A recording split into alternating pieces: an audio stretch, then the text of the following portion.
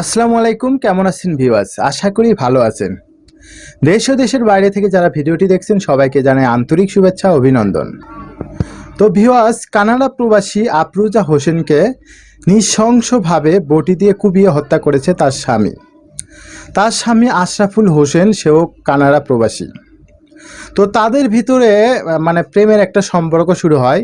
তাদের ভিতরে এমন একটা প্রেমের সম্পর্ক শুরু হয় যে লাইলি মজনু শিরি ফরহাদের প্রেমকেও তারা কিন্তু মানে ছাড়িয়ে যাবে, এমন একটা প্রেমের সম্পর্ক শুরু হয়ে যায়।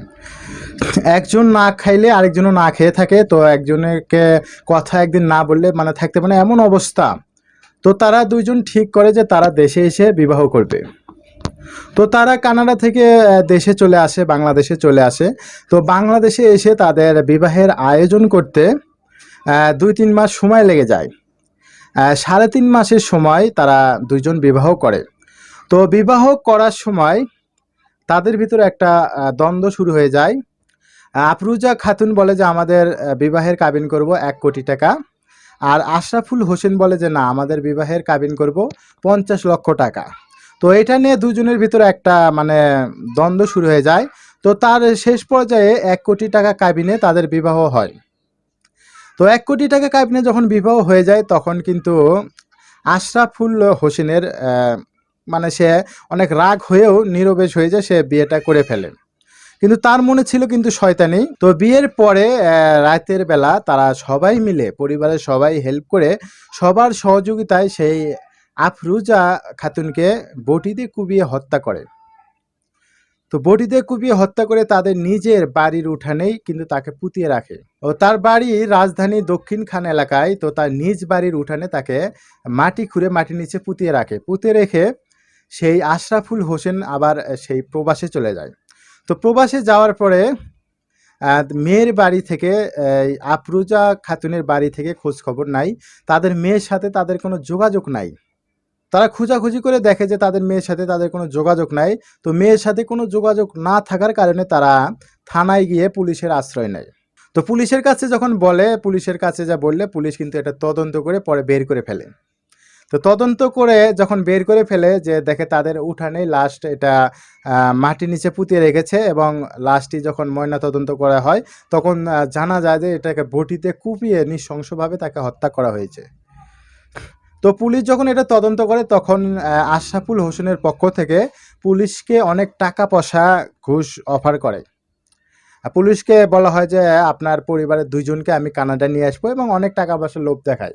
কিন্তু অনেক টাকা পয়সার লোভ দেখায়ও কোনো কাজ হয় নাই। তো ভিউয়ার্স, শেষ পর্যন্ত আফরোজা খাতুনের বাড়ি থেকে তারা মানে এটাই চায় যে আমার মেয়েকে হত্যা করেছে, তার আমরা সর্বোচ্চ শাস্তি মৃত্যুদণ্ড চাই, তার ফাঁসি চাই। তো ভিউয়ার্স, আপনারা ভুল করেও কখনো এই কাজ করবেন না। অনেকেই হয়তো রাগের মাথায়, অনেক রাগ উঠে যায়, রাগের মাথায় এসব খুন খারাপি করে থাকে। সে ভাবে যে আমি এটা খুন করে এখানে পুঁতে রাখলে হয়তো কেউ দেখবে না।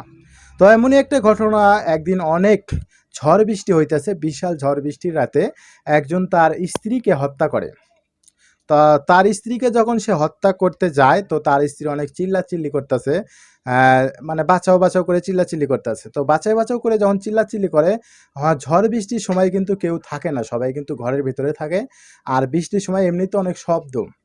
তো তার স্বামী বলতেছে তুমি যতই চিল্লাচিল্লি করো তোমাকে আজকে কেউ বাঁচাতে পারবে না।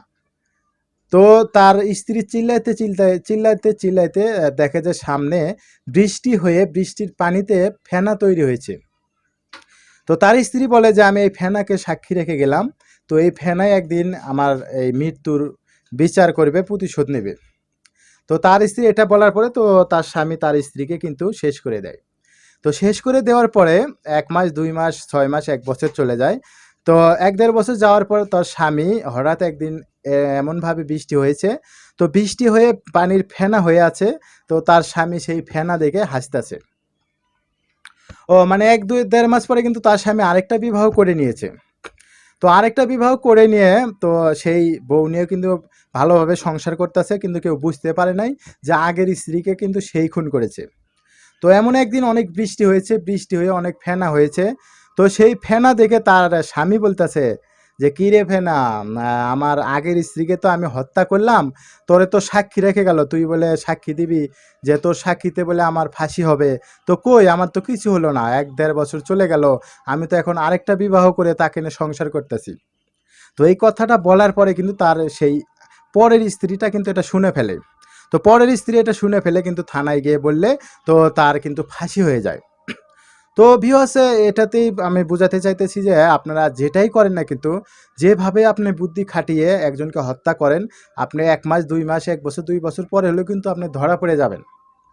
তো যাই হোক, আমরা সেই আশরাফুল হোসেনের ফাঁসি চাই, তার সর্বোচ্চ শাস্তি ফাঁসি চাই। তো ভিউয়ার্স, ভালো থাকবেন সবাই, আজকের মতো এখানে শেষ, পরবর্তীতে আবার দেখা হবে, যে কোনো নতুন ভিডিও নিয়ে আপনাদের সামনে হাজির হব। আর নিত্য নতুন নিউজ পেতে আমাদের চ্যানেলটি সাবস্ক্রাইব করতে ভুলবেন না। তো আজকের মতো এখানে শেষ, পরবর্তীতে আবার দেখা হবে, যে কোনো নতুন ভিডিও নিয়ে আপনাদের সামনে হাজির হব। খোদা হাফেজ।